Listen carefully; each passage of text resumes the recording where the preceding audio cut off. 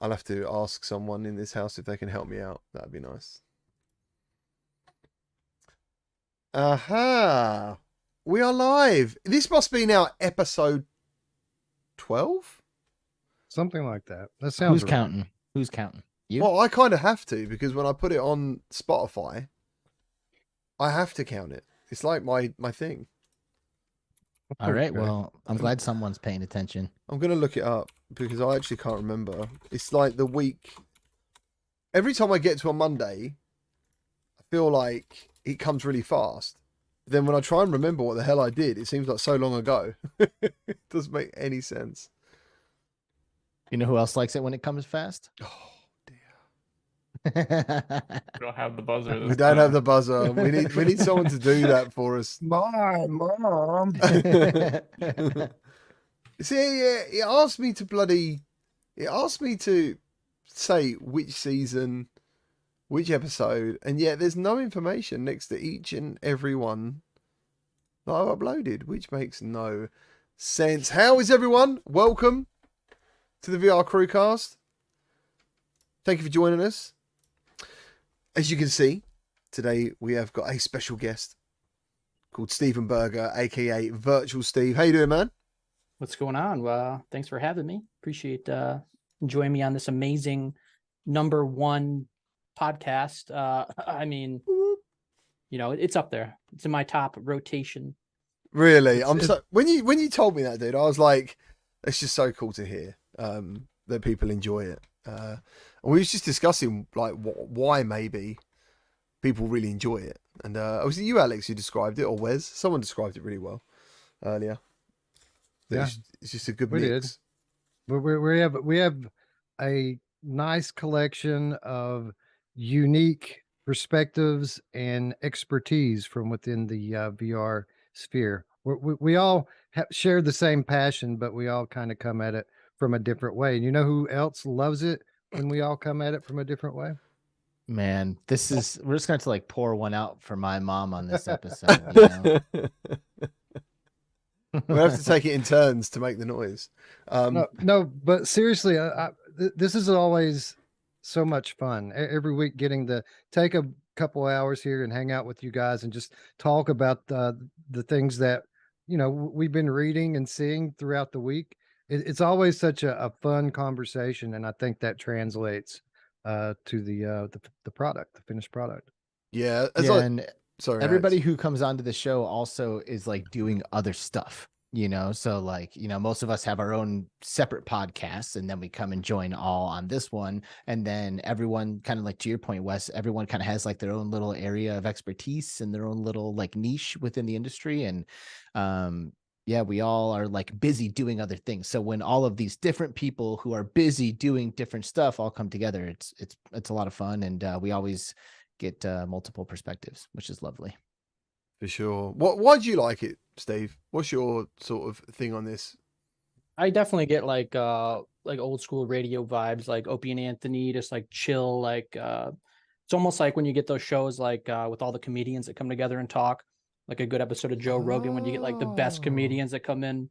They have a series they do called Protect Our Parks. I get that kind of vibe where it's like all the masters just kind of come together, and they're just not very serious, but at the same time they do hit very deep, knowledgeable topics. So cool. I actually watched Protect Our Parks this morning while I was doing work. I was listening to it. It's hilarious. That's Great awesome. episode. That is awesome. I never really thought about that. Artful leading out. If he was in charge of the headlines of the show, he's put this week PSVR 2 is dead. Arguably. Oh, Arguably man. dead. Definitely Reportedly. arguably. Jesus. Okay, let's get on some introductions. We've got one half, the best half of Between Realities here. We got Alex VR. How you doing, sir? Yeah, that's right, baby. Doing great, man. Yeah, Skiva he's out as well as Eric Masher. He is out. They are normally here on the show with us, but they are flying to California to get ready for AWE. Nice. And I'm going to be heading out tomorrow myself. I'll be there.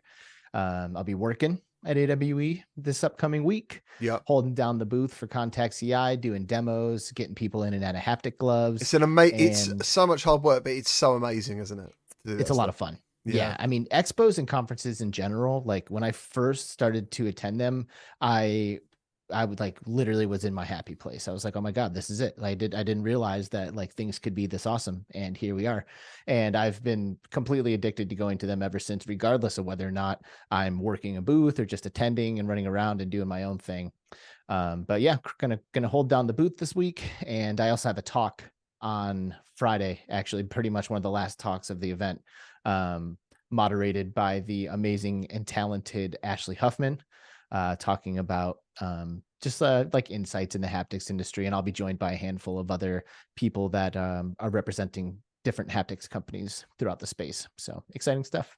That sounds absolutely fantastic. I imagine at your booth, you're going to be a bit of a hub for content creators and stuff. You know, I found that it does happen. Yeah, it does. Yeah. When I was with Fast Travel, I was like, well, the first time I went to Gamescom, just as a content creator, they had like this little area with some beanbags and stuff. It wasn't necessarily for content creators, but what happened was we had nowhere else to really go. So what would happen is everyone would go there, chill out, drink their water, use their electricity to charge our stuff, and then just go again, you know? And it was just awesome because if you sat down for like half an hour because your feet were hurting, guaranteed someone would come in. Maybe it's someone from Upload, maybe it's someone from wherever, you know. Obviously back then I don't think anyone really knew me much, but it was so cool to like see faces off the screen. You're like, wow, there's whoever. Do you know what I mean? It's so really cool. Great. It is so great. And like everybody really is cut from the same cloth. Like we're all different. We're all, you know, have our unique perspectives and backgrounds and whatever, but that shared passion and that shared interest and that shared business is enough to where like, it really is like a family reunion, you know, like you go to these things and it's like, oh, my people. Yes. It's so good. So I'm stoked, man. It's going to be a great week. One of the best things that Alex is really good at, and I don't see him do it enough, is interviews. He, I watched him, was it Connect 5 where you went round? 6. And I watched his video, and there's certain people I come across, not that I'm particularly a boss of anything. I used to manage people, as I was saying earlier, actually being a team leader and stuff, and people always have certain qualities that you think, if I could somehow harness that or have it, I would use it. And he was interviewing these people with such an energy. It was quite a rare thing to see. It was really special. And I hope you get to do that again, man. It was really good. Thanks, dude. I'm actually going to do it this weekend, believe it or not. Fantastic. I'm going to leave AWE on Friday night and fly to Denver and wake up in Denver where the first ever VR ML Con will be taking place. VR ML is Virtual Reality Master League. They organize esports events that are kind of like almost like ESPN broadcasts. And I'm going to be like the dude, like I'm going to be like the Joe Rogan in the ring after the fight. You know what I mean? So after someone ends the match, I'll be running over there. Boom. Oh my gosh, man. Amazing grenade right there to finish the game. Tell me, how important is this for your team? You know, whatever it is, like pow, pow, pow, pow, pow. So it's going down, dude. I can't think of anyone better to do that. Thanks, man. I've actually been thinking about trying to leverage my microphone a little bit more, you know, like maybe put together a Fiverr page or something and like do voiceovers for trailers or videos or whatever. There's so many possibilities, honestly. I've done a bit of voice work, and once you start doing that stuff, you actually just want to keep doing it. It's really amazing to hear yourself. But yeah. That's why we all do this, because we all like hearing ourselves. That's not actually true. I know. Maybe I know, that was the joke. Maybe putting on a voice of someone who's not you. You know what I mean? Next up, we've got the other better half of Virtual Strangers. Wes, how you doing, man? I think I'm doing good. Super busy today. I haven't had a minute to take a breath because, like our fallen brothers, I too will be flying to California in the morning. So we're trying to get some work done, try to tie up some loose ends with the Virtual Strangers channel, and then, you know, pack and get out of here. But doing good, man. I feel well, and I'm excited to talk about all this stuff. We got a lot actually to talk about. I've got a lot to talk about. Absolutely, for sure. There's quite a bit. And last but definitely not least, he was off last week. Good to see you again, Brad. How you doing, man? Good. I had a really fun week last week, and your Twitter page, dude, was fire. Like, just kept, Elon Musk liked one of my tweets. no fucking Really? way. Yeah, That's the awesome. 4K by 4K tweet, he liked that one, and then a lot of bots started swarming it. Yeah, Dude, sick. that's pretty sick. That is sick. That is so good. Going on the resume, I guess. Liked by Elon Musk. Yeah, that's fabulous. So remind us what you did last week. Yeah. Yeah, I went to an event called Display Week. Surprisingly, it's about displays, and I think this year it was. So last year, there was XR stuff there, but I was kind of questioning this year if I really wanted to dedicate coming here again because there wasn't that much of a focus still, like a lot of TVs and smartphones last year. But this year, I think literally every booth from every display company had something really amazing to show off for VR displays. And yeah, it was a really good time. I got to see, like, as I said, the big thing this year was 4K by 4K per eye. So that's like 4,000 by 4,000 resolution per eye. Wow. And every company was showing how they're doing it, whether it's LCD, micro OLED, field sequential. Like, that's the big thing. And it makes sense because that's the rumored resolution for the Apple headset. So every company's trying to get in line for any companies that want to compete against that headset visual clarity. And they all looked pretty dang good. It makes me it makes me already look at my Beyond like I don't even want you anymore. I want what I did there, like it's already happening. He's got a prototype on him and he's like, meh, this is pretty old already. Meh. Oh man. So one of the questions I have personally, and I used to get asked this quite often, and it keeps changing for me personally as an answer as well, depending on the headsets I use, but what is the number one thing that needs to get better quicker? Is it resolution? Is it field of view? Or is it like frame rate hertz? Like, what for you is the thing that is the number one? All of them. I know. I know, but seriously, like, it depends on the use case, really. Like, yeah. For example, if you really want to make a VR headset like a monitor replacement, I think resolution is definitely the biggest one there. Like, you can't have people staring at like blurry text all the time if they're going to be coding or doing whatever. But FOV is also kind of important for that because if you want to have multiple monitors, it's kind of nice to not do this all the time. Yeah. And if we had higher frame rates, we don't have to worry about brightness as much because the higher you can get the frame rates, the less you have to worry about frame persistence. And that issue I had with PSVR 2, for example, like you need less of that. So I think resolution is going to be a fine point, like very soon. I think we're going to hit that. And then I think the next step after that would honestly, for me, actually be brightness. Not many people talk about brightness of displays, but I think brightness is incredibly important. Not only just to like compensate for pancake optics, but if we want future optics that are even more thin or more crazy than what we are getting now, brightness is a key element to that, to allow that. So I'd say resolution or brightness is the two main ones. I love it. I love it when I pump up my PSVR 2 to the top brightness, but it so depends on the game.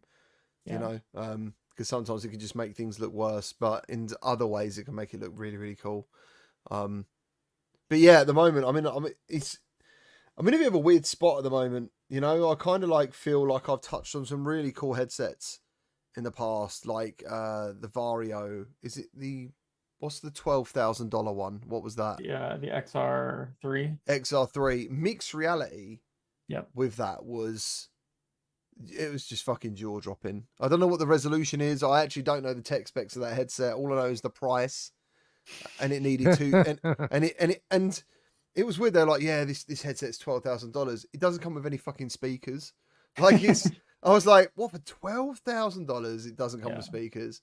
It was not very comfortable. It was all right. It was pretty heavy, I think. But you forgot about all that when you saw the clarity. What is the clarity of that headset off your top of your head, Brad? Do you know? So yeah, it actually uses 2 displays per eye. It uses a small around 1920 by 1920 micro display that's like focused in the center of your retina. So that area looks super crisp. And then they have another display behind it that's like, I think it's around nearly 3K per eye, and that's your periphery view to get more FOV outside of that tiny micro display. But yeah, that headset's really, really.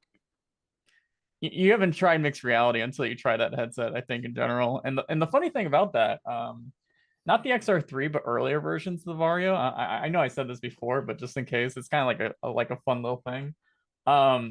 Early on in the Apple headset development, Apple was actually Vario's biggest customer of headsets. And the reason was, obviously, Apple doesn't have a headset for the people working internally at Apple to develop on. They wanted to give people that are working on the software and the operating system like a high-end headset where they can hopefully get their hardware to the point where they expect it to be when it launches. So they ordered a ton of like XR1s, XR2s.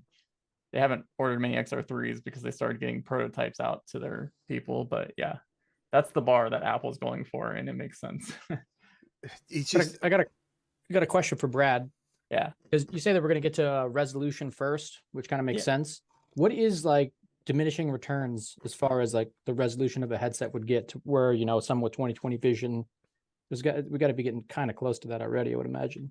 Yeah, so it's like it depends on the FOV, but like if you have 100 FOV, which is clearly the target these days, people say that 60s, an average of 60s pixels per degree is like after that is when you start hitting diminishing returns.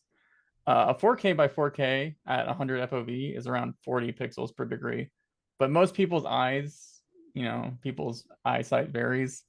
40 is like between 40 and 60, you're mostly fine. Getting past that, it's harder. But you know, if you want larger FOV, you want to expand the FOV, then your pixels per degree go down a considerable amount, a lot. So you will see companies start talking about like 6K by 6K and even 12K by 12K sometimes, because there's a lot of different.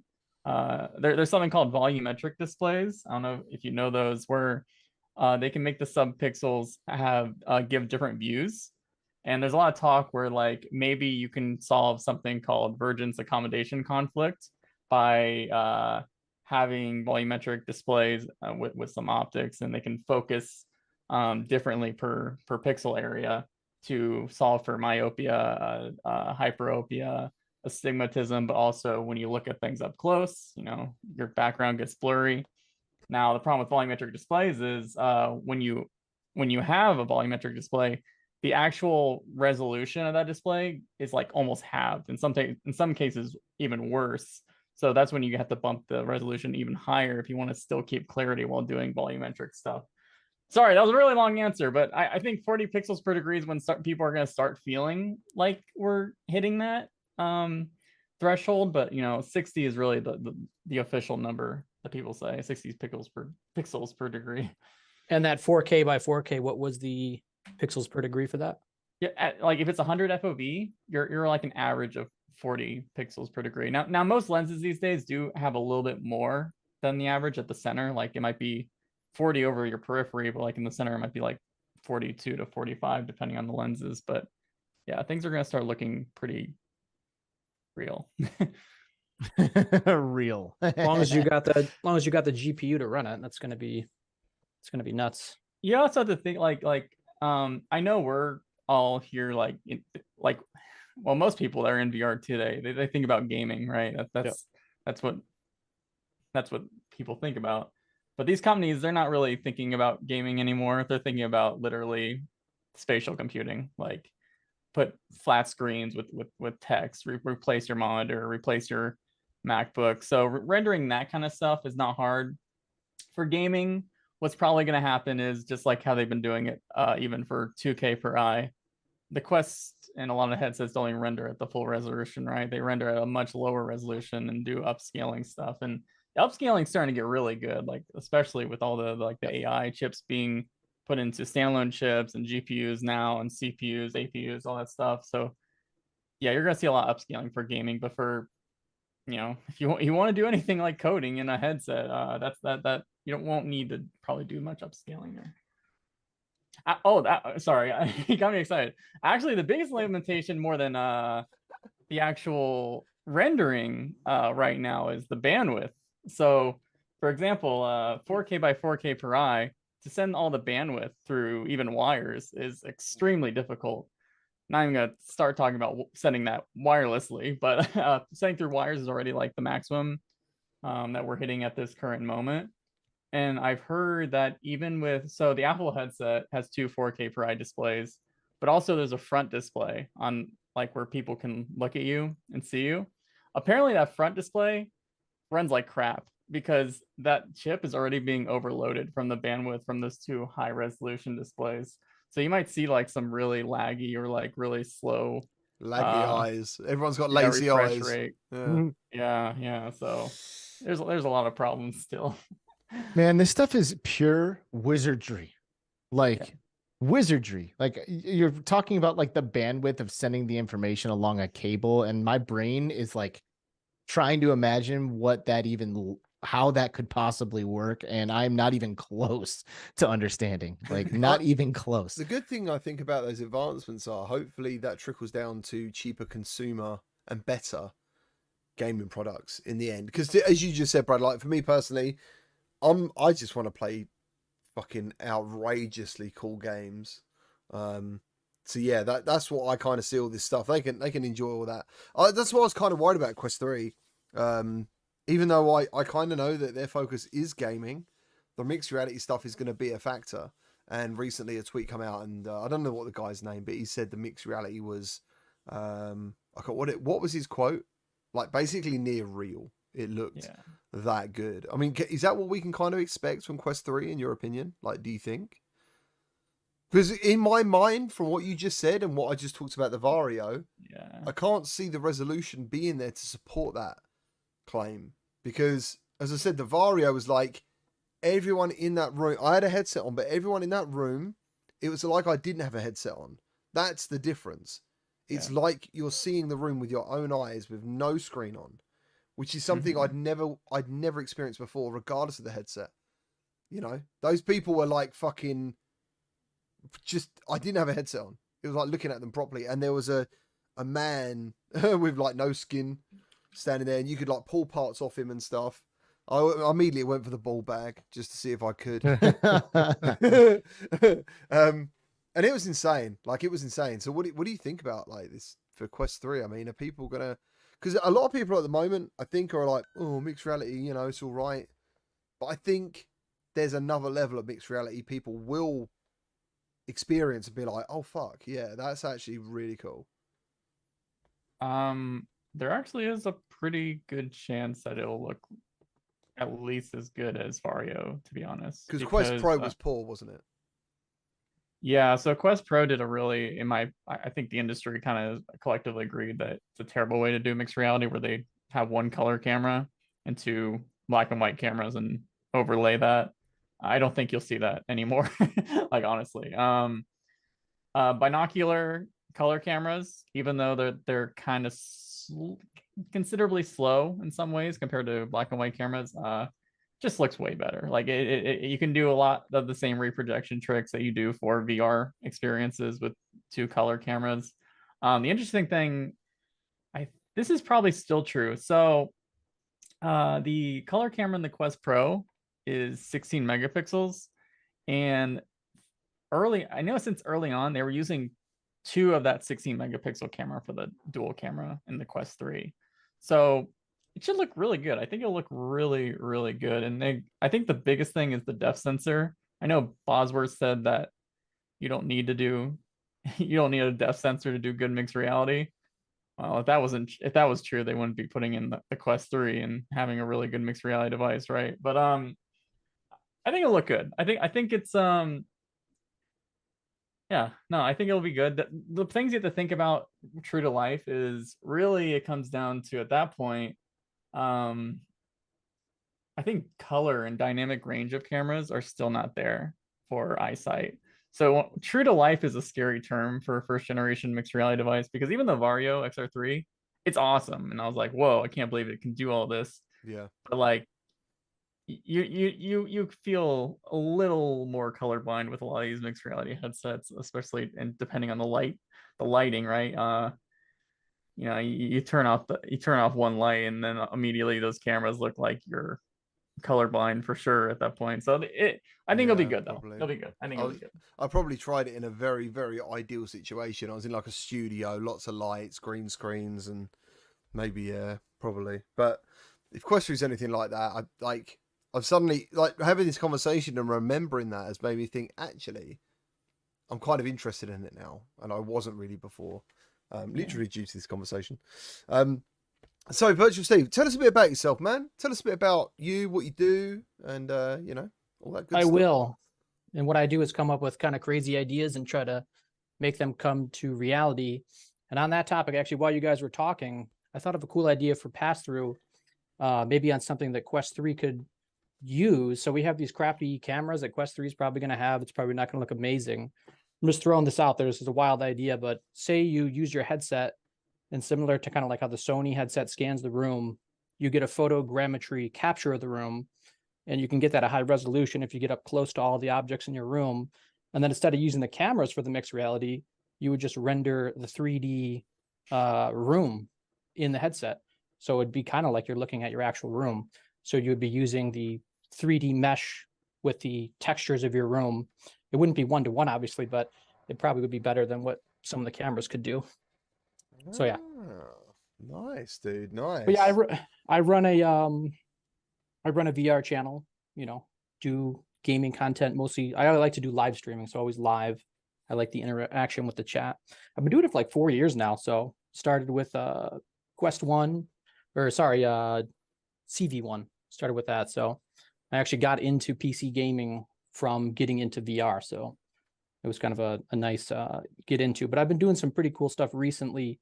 And the PlayStation 5 has allowed me to do that because essentially I have a dual PC setup now, because I can use the PlayStation 5 to run all the games, do all the computing, and then I can use my headset purely for doing live streaming type of activities.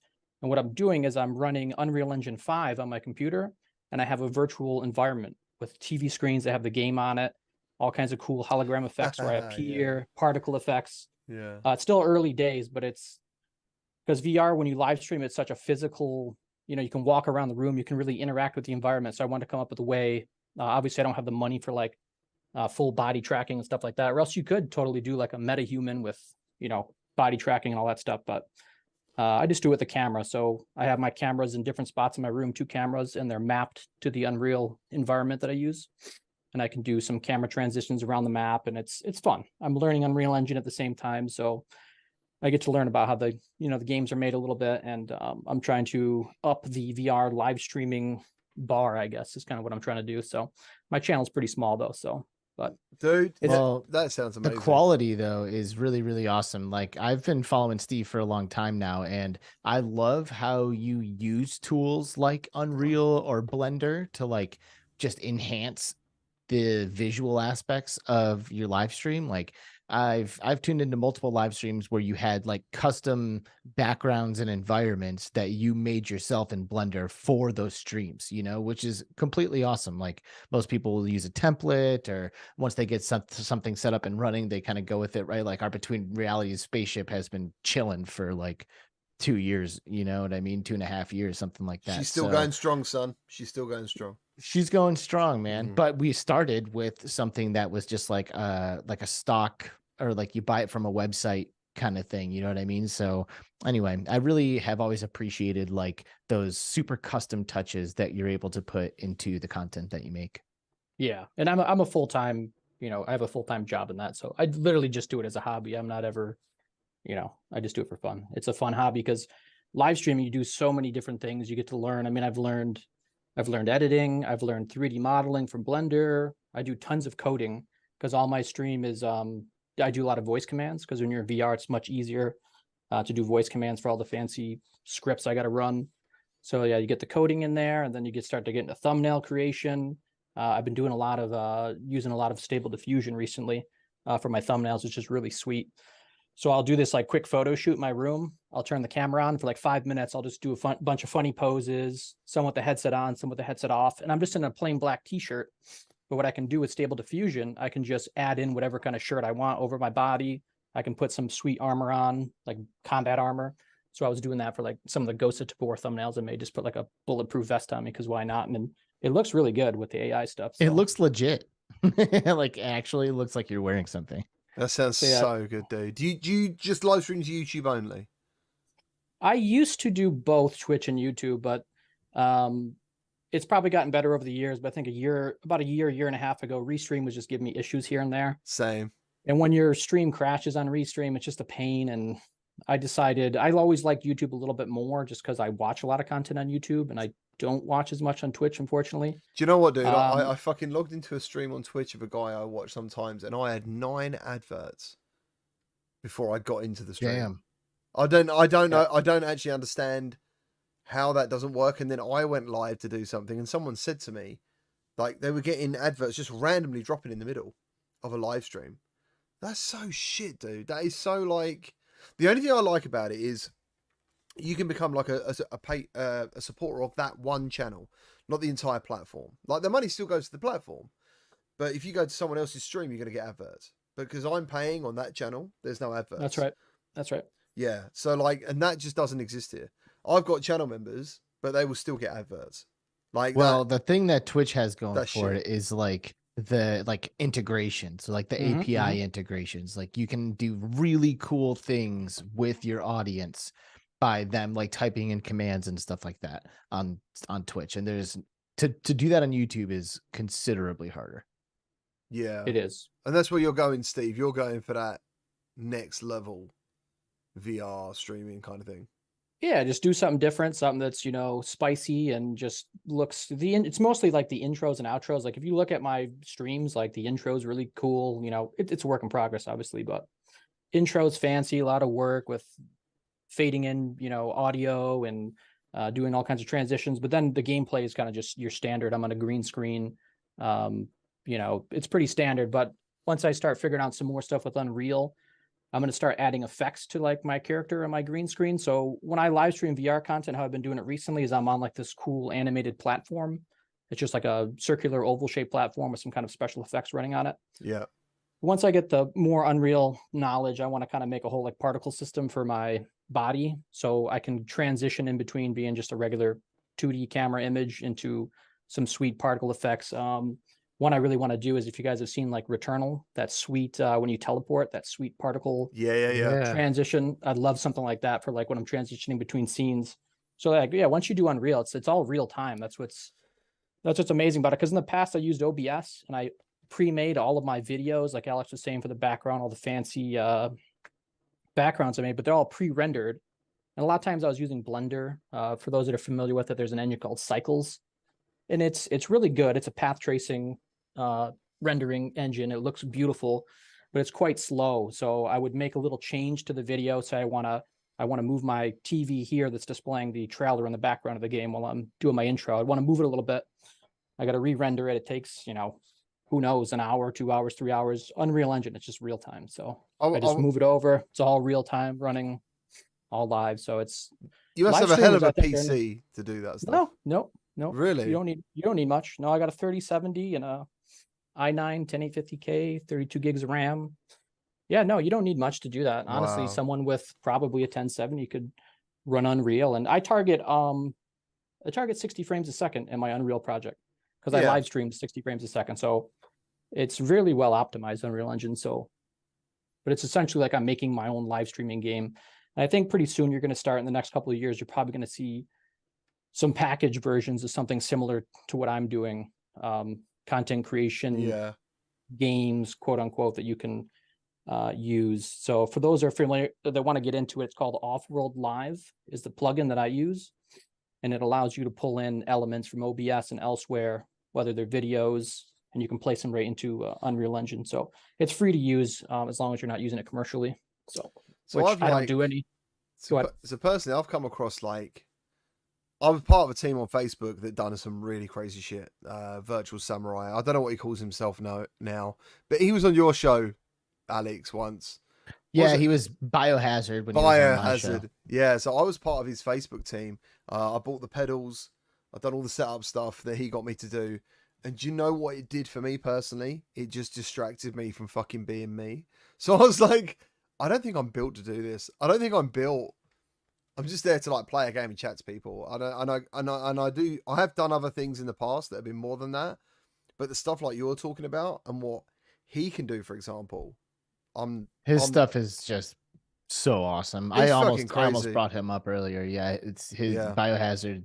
And the thing is like, in my opinion, love the guy, super nice guy, really passionate about all the stuff that he's done. But in my opinion, he's like way better and probably to your point, GT, way better at like executing this cool shit than being an entertaining streamer the other thing while that cool shit is going on. You know? Yeah, definitely. Yeah. So for example, like if I speak to some people, one of the things I'll come away from is going like, what's the word? They connect with me because they feel like I'm just a normal person, you know? But like if I watched him playing a game and all the stuff he does, like you don't get a lot of his character because he's doing so much cool stuff that you're like, it looks like, don't get me wrong, if you're flicking through Facebook, you will stop. You will go, what the fuck is this? Like this guy's doing mixed reality where his hands are physically there, mapped out with the character's arms. So when he's flipping his oozes in the game, it's his hands looking like they're doing it. Shit like that. His GoPro's there doing mixed reality. And it looks fantastic.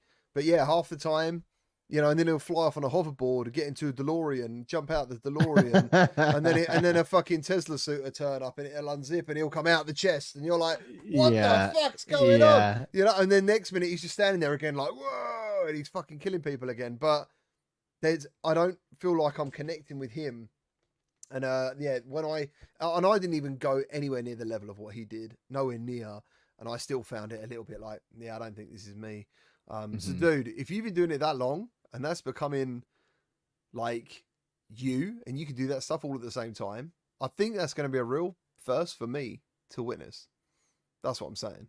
Yeah, you get comfortable with it, and a lot of it's just automating things. I'm super big into automating things. I got like an engineering background, and that's one of the big things for me too. My stream setup was so complicated, multiple cameras and just trying to get all the lighting right every time. Like I'm always trying to find ways to just click a button and go. And I've gotten it pretty much down to, I think I can do about 10 minutes of setup time between just sitting at my computer. You know, this is like literally from like posting the video and everything too, because I have scripts for all that stuff. So yeah, I've gotten it down now because that's part of the pain. Like I stream to have fun. When you got to go and do your whole setup and it takes 30 minutes to do the setup, and then you only got 2 hours to game, because that's generally about how much I have.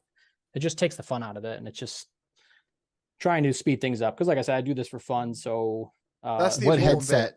That's the important bit. Yeah, what headset are you using? Index?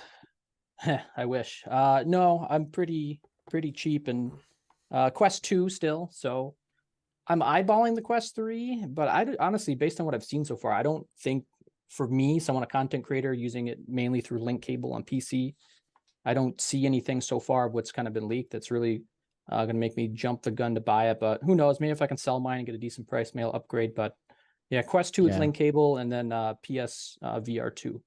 Brad, what is this about the Quest 3 controllers that I saw you going on about? They're like pro controllers. Brad. Yeah, so I'm glad you brought that up, because so for those who do not know, there was a Bloomberg, what we've been talking about earlier, but just to recap, the one new thing I think from the Bloomberg report was the controllers. They're in the style of Quest Pro, but they don't have cameras. So how are they going to be tracked? Well, there's 2 ways they could be doing it. I'm not sure, honestly. Let me just say first that the guy who wrote that article that tried the headset out, he did like a live like Q&A on his Discord yesterday to kind of go into a little more detail. And he said the trackings right now with that prototype is really bad for those controllers, like really bad, which is a little scary because there's the 2 ways that they could be doing tracking without the ring is they could be spreading IR LEDs all across the controller, which companies are starting to try that out. I think even Lynx has a 6UF controller that they put IR LEDs all over the controller. So They can flash sequence the LEDs, so it doesn't matter if they're covered. The cameras can know which ones each. Or they can do something that Carmack has talked about before a couple years ago, which is called passive tracking, where they're really actually just tracking your hands to solve the drift from the IMUs. So it doesn't matter that there's no IR LEDs on the controller, which if they're doing that, it'll be okay for some things. But if you're like a severe Beat Saber player, I don't think that's gonna go well, honestly. So Severe. You're a severe. The thing Beat is Saber weird, player. isn't it? Like what you're talking about is people potentially buying something you think is a consumer product, but it's still a prototype at the same time, which I just can't see it being the disaster of what potentially we're talking about. Do you know what I mean? I can't see that because if when you put Quest 3 on sale, yeah, you've now got potentially 20 million previous users who are interested because they Mhm. loved the first one. right. Don't know. Well, I mean, I'm personally giving them the benefit of the doubt. Quest 1 came out, it worked great. Quest 2 came out, it worked great.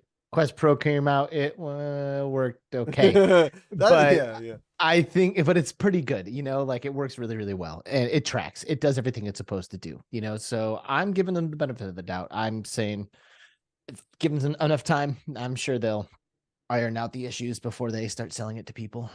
And that For hand sure. tracking has gotten so amazing at this point too. Just throw it in there. Like on Quest 2, like I don't really play hand tracking games, but it does come up sometimes when I just put my headset on. And I've noticed just over the couple of years of having it, like at first it was just kind of like annoying, like why are these hands that are barely tracked in my way? But now I'll just put the headset on. It's like sweet. Like I can just, because I like connect to my link in my computer and I can just easily use my hands. I don't know about for gaming, but it seems like it's, if they could track your hand somehow on top of some sensors in the controllers with some magic algorithms in between. I mean, if anyone can pull it off, it's Facebook with all their resources, or Meta, whatever. Yeah.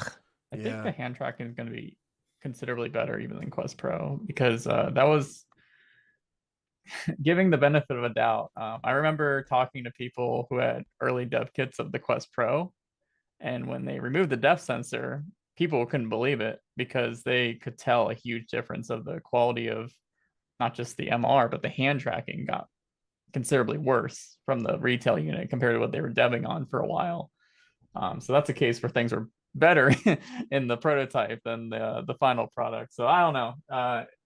We'll see. I really think all these companies, like again, these companies, even though they're doing gaming stuff, they are really pushing for the spatial computing stuff. And I think that they kind of want to push users to do more hand tracking and push developers to do more hand tracking over time for what they want. Yeah. So yeah, it's Totally. we'll see. Yeah, because hand tracking is not ideal in games, like especially without a haptic device that will like let you know when you're grabbing things, when you're taking damage, whatever, blah blah blah. But in terms of like just using it as a productivity tool, hand tracking is absolutely amazing. And I'm sure anybody out there who's a content creator who's used their Quest 2 to do things has already kind of seen that, where like you're sitting at your computer and you can just throw the headset on, pinch through a couple of menus really quick, bam, take it off and like keep going. It's really, really nice. It's so much faster and smoother than having to pick up a controller to navigate to upload a file or to check something or whatever it is. So I think that's why I'm so excited for the gaming showcase, because I think more than ever, the gaming showcase coming up is going to really let you know about your next investment. Like, more than ever, because it's not like with PlayStation, right? So we're going to go into PlayStation, right?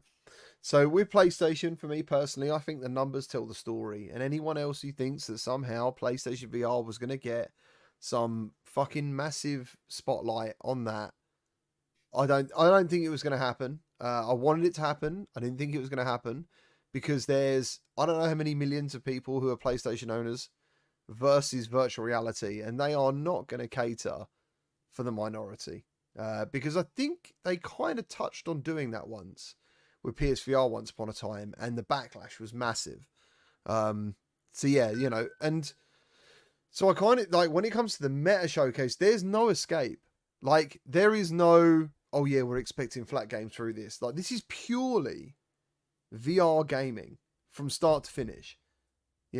and it's been so quiet for so long. You know, we're cruising around doing bits and bobs. And as a content creator, I'm so grateful PlayStation VR 2 came along, because it literally got me through probably potentially the two worst months on YouTube that you normally have. And that's after Christmas, because people have spent their money and they're like, I've got great games to play, dude. I don't need to watch you. I'm like, cool, man, go and have a good time. You know, I'll see you when you need me. But PSVR 2's been fantastic for that. So as much as I was a bit like, damn, you know, there's no Astrobot, which is what I really wanted personally. I'm getting to the point now, I don't think Half-Life Alyx will ever turn up, because, you know, all these rumors have just come out of, I don't know where they've come from, but you know, there's a lot of good rumors that would be lovely. But what happens with good rumors is you come away because everyone believes these rumors, and then they're disappointed because there's no found. I can't remember what someone explained it to me once, that people can be disappointed because they just believe things that aren't even happening. You know, it's just, I don't know. But how did you guys feel about that PlayStation showcase? Well, I mean, well, let me start by saying that pretty much everything they showed, I loved. Yep. And in terms of how much VR was a part of the showcase, it was around what I expected. You know, I thought there would be 5 to 10 minutes. It came in at 8. So in terms of like quantity, you know, my expectations are met. What really shocked me and disappointed me was that we got 0 first party Sony exclusives. I thought that there would be at least one big budget exclusive AAA VR game, because again, it's been 2 years since they've done a PlayStation showcase. They just launched the headset into brick and mortar stores. It seems like the perfect opportunity to create a demand and sell some headsets. And I was sure that we would at least see one first party Sony title. And when we didn't, I was very disappointed by that. Yeah. Yeah, I did watch the PS5 App Parole one. Watch you guys going through the motions. What do you think, Alex, from the show? Yeah, I mean, I pretty much agree with the sentiment so far. You know, I didn't have an unrealistic expectation that we would see a ton of PlayStation VR titles in that showcase, to your point, GT.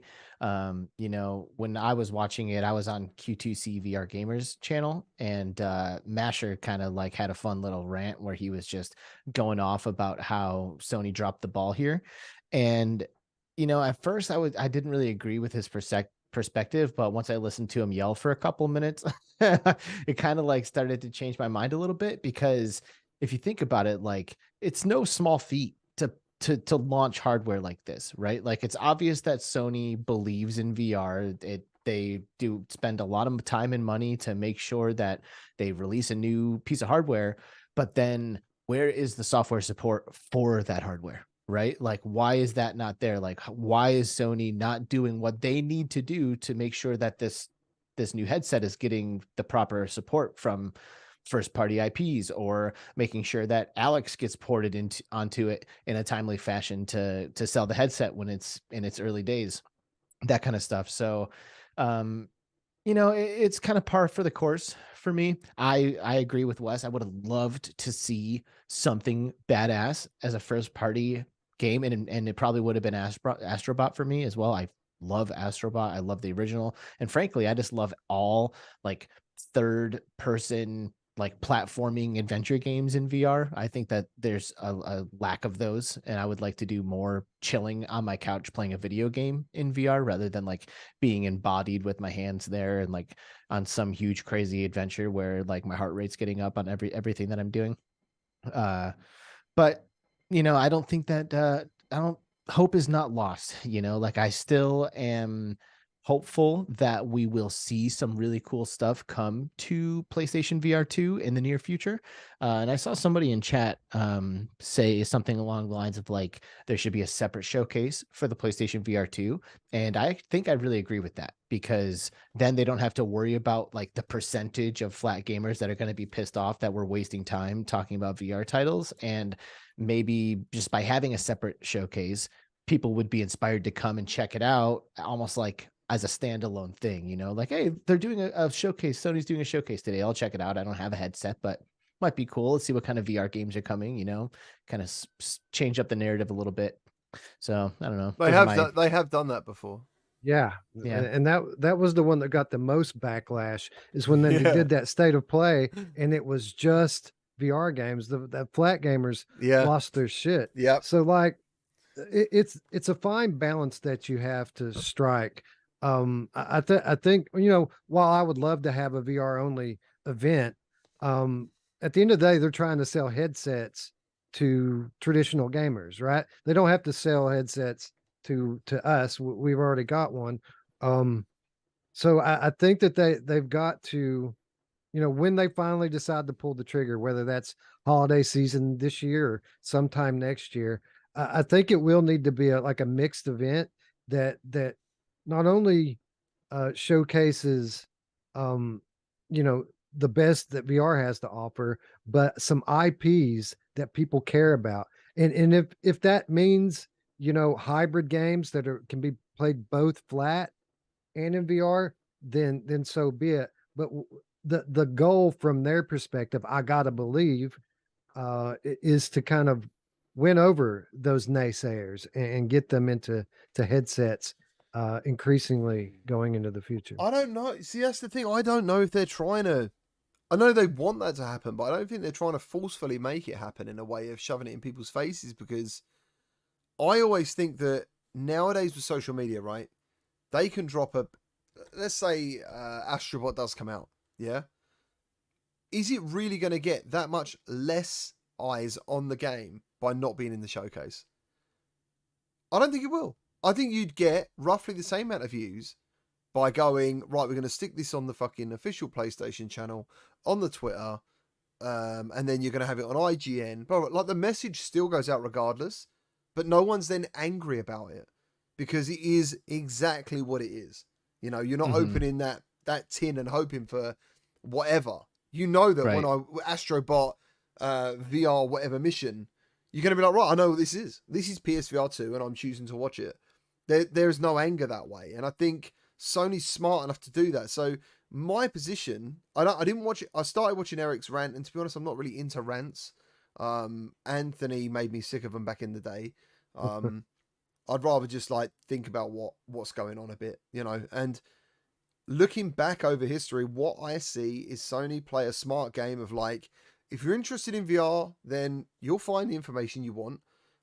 If we drop a big game, you will know about it, and it will happen. And that's like, people say shadow drop. Shadow dropping means like, shadow drop is a term, obviously, but it's not quite like shadow dropping. It's like any other game throughout the year that isn't in a showcase. You know what I mean? Call of Duty doesn't need to be in a showcase for everyone to know a new Call of Duty is coming out. Right. Do you know what I'm saying? That's what I think. PlayStation will play that game. They will, throughout the year, drop. It could have been a week later. You don't know. You just don't know when these games happen. Sony are notorious. Anyone who's a content creator will be stressed to fuck following these games, because one day you'll wake up and there's a game on the store you've never even fucking knew was coming. There was no hype. There was no news. And that's why, like, I know there's a lot of new people now, but you should learn by now that don't be disappointed. Just be like, kind of like waiting for the next, because Sony are not going to put this much effort into a headset and walk away from it now. This is a 3 or 4 year plan. It's got to be a 3 or 4 year plan. It has to be, because it's such a big risk. Well, and like, look at the Nintendo Switch, like arguably the most owned console of the current generation that's out there. There are so many Nintendo Switches out there. And when Nintendo Switch launched, I mean, granted, it had a Zelda title, was pretty nice, but otherwise there was nothing on that console. Yeah. Nothing. Like, I bought World of Goo because there was nothing else on the Quest, or I mean on the Switch. World of Goo. Yeah, you know who else likes a world of goo? I can't do it. I'm not very good I at that. know. I know, but and which actually now has me thinking. I feel like this kind of got like glazed over, but I might be like kind of excited. I don't know about excited if is the word, but I'm very, very much intrigued by that piece of hardware that they showed off in that showcase. And I know the it's not Q. VR, Is it the Q? but it's like a small. It basically is like it's like a handheld Yeah. PlayStation 5 that you can play over your Wi-Fi. I think is how it works. So like if I wanted to lay in bed and play a PlayStation 5 game, upstairs away from my console, I could do that. And I think that sounds kind of badass. I might be looking into it. It was quite funny on Twitter. It's quite amazing how certain people in tech industry steer negativity where they want it. And obviously their followers, and this is the thing, their followers are going to see their point of view and probably agree with it, even if it's not right, because they're probably not right. As, for example, with the guy who said PSVR 2 has only sold 270,000 units in a certain time frame, and yet the Steam Deck, which they praised, was around the same number. You know what I mean? Both are whatever. Basically, he was choosing what he wanted to see it as, that perspective. Apparently, this Q has got a battery life of 5 hours. And I was like, that's pretty fucking decent. Like, but again, someone steered it as, oh, this thing's dead in the water. It's only got 5 hours charge. I'm like, where is this shit coming from? Do you know what I'm saying? But to be fair, right, the PSVR 2 made me realize how annoying the Quest 2 battery is. Like, you can just game and game and game. There's a lot to be said for a wire. In that way, there's that thing of like, oh yeah, I'm playing my Quest and I'm recording. I'm like low battery, and I'm like, oh yeah, this thing has a low battery. I forget. Yeah. So, but yeah. So, Steve, what did you think of the PlayStation showcase, dude? How was because I noticed you got the Pulse headphones in there. You're into it. You're into it, dude. Yeah, I've had some time to reflect, I think, after watching it. My initial reactions, I was definitely like, had a bad taste in my mouth, kind of a bad feeling, a little disappointed. I guess I was looking for just at least one new announcement of some sort. Yeah. Some kind of upcoming PSVR 2 game that we haven't heard of. But I'm thinking to myself, maybe they could have announced something. Maybe it's a timing thing. It's like the beginning of summer. Maybe save that stuff for Christmas. Announce it later in the year, maybe saying it's coming out Christmas time. So maybe they're saving that stuff. But looking back on it, I'm trying to stay positive. And honestly, we might have gotten gameplay of one of the best VR games ever made, potentially, with Resident Evil 4 VR 2. I mean, it didn't show a whole lot, but if you played Resident Evil 8 and you know how good that was, I'm just blown away. I played several games now on PSVR 2, and Resident Evil 8's definitely my go-to favorite as far as quality goes. Yeah. And I guess my biggest disappointment, it's funny, I don't know if I was the only one, but my number one thing I was looking for to be announced wasn't even like a VR game. It was a hybrid mode for pre-existing games. That was literally, I wanted to see either Returnal have a hybrid mode announced where you could play it third person in VR, or one of the other first party games, whether it was God of War or Last of Us, but Returnal I thought would have been sweet. And I think it might have even been you that mentioned it. Someone that apparently played a build or something. It did exist at some point. Returnal PSVR 2. Yeah. It might have been you, might have been someone else. But... I've never heard about a hybrid mode. It was a VR version. Oh, okay. Like actually like your VR version. Aiming. Okay. Yeah, I've never gone down the road of the hybrid thing.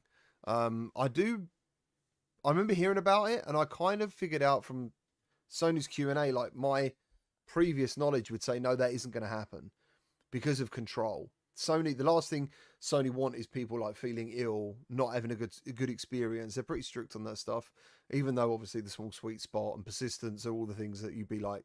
I've never known a headset be returned so much in some ways, which is a real shame. Yeah, and I heard whispers of a first-person Returnal mode actually being in existence, and I was like, that would be crazy. Like that would be incredible. Be awesome. Returnal's such a great game. That's what I want to see them lean more into, because they can take a lot of these pre-existing games like they did with RE8. I guess they did it with RE7. I never played the PlayStation version, but follow that same model. I mean, a lot of people call RE8 like a glorified mod. I think it's a lot better than that. But there's a lot of other games they can do that with. And so many of the great games on PlayStation are third person games. I think they would be well suited for playing in VR in third person mode. Not to mention it's a wired headset. You got your console probably in the living room on a couch with a couch nearby. It'd be a great way to replay a lot of these games that you already have in your library. But it's also interesting too, because it's like, so Resident Evil 8 VR, it was like a free upgrade. And I already had owned it recently. So it's like, are they making, they put a lot of development time into that. Yeah. Are people buying it just for the VR2 mode? I'm not sure, you know. Well, that's Or what I a lot want of to talk people- about. Like, are you thinking, for me, the way they talked about hybrid mode was a hybrid mode where you didn't necessarily have touch control support. It was like VR mods. It was like, it's a game that looks like a VR game, but isn't necessarily a fully fledged VR game. That was hybrids. Is that correct for you guys? Is that a term you think is correct for that? Or because in my mind, you've got hybrid games and you've got VR modes, like a VR, as you just said, like a VR version of RE8. I don't think that's a hybrid. I think that is a fully fledged VR game now in its own right. off. Yeah. So I just want to know, like, what are people's interpretations of hybrid? I don't know, like Wipeout. You know, 'cause you could, Wipeout support. Wipeout support. A hybrid game in the sense that I've always taken it is a game that's developed for both platforms simultaneously. So it's developed to be played traditionally, but at the same time, they're designing it knowing that people are going to be playing it in VR as Humanity. well. And Great I game. mean, yeah, Humanity. But you know, I think Resident Evil 8 is a great example. Gran Turismo is a great example. These are games that were developed for VR at the same time being developed for traditional players as well. Okay. Well, There's a fair enough. huge opportunity, you know, like to this day, one of my favorite VR experiences, and I'll say this until I am 6 feet underground, was Skyrim. Like, I don't know why Skyrim isn't just absolutely praised as one of the cream of the crop VR experiences out there, because it fucking is. It is amazing. It is huge. There's so much you can do. Like, I mean, it's Skyrim, but in VR. So you can make your character however you want. You can do all the quests, the side quests. Like, it's ridiculously awesome. And I definitely see a lot of opportunity for existing games just to be brought into VR and to give people like AAA quality experiences. It's quite interesting. I'm looking at the chat as well. So I've got some people telling me that RE8 is a hybrid, like you just said. Yeah, like I'm assuming that's what Wes is kind of describing. Yeah. Humanity is not a good example of a hybrid, as VR isn't a big advantage over flat. Now, personally, I actually don't like Humanity in VR. I think it looks nice, but I prefer to play it flat. I think it's it's just the kind of game that I don't want to put. I don't want to put my headset on to play it. Like, I'm quite happy just playing it. You know, it doesn't really offer me enough. So that's kind of why I went with hybrid. As I guess in my mind, I did play Gran Turismo 7 flat, but I was always like I'm waiting for VR mode. And that, like, in a way, to me, that is a full VR game now. RE8, I completed that before VR. But again, now I've played it in VR, I'm like, yeah, that's a full VR game. I don't know, mate. I guess if a game has got a flat version and a VR version, we're calling them hybrids now. Yeah, my definition was wrong, because I'm thinking what I want to see more of is gamepad supported that was VR games from a third person camera perspective, like Hellblade, Senua's Sacrifice. Like, that was my thing of hybrid. Yeah, hybrid was like, it's a visual add-on.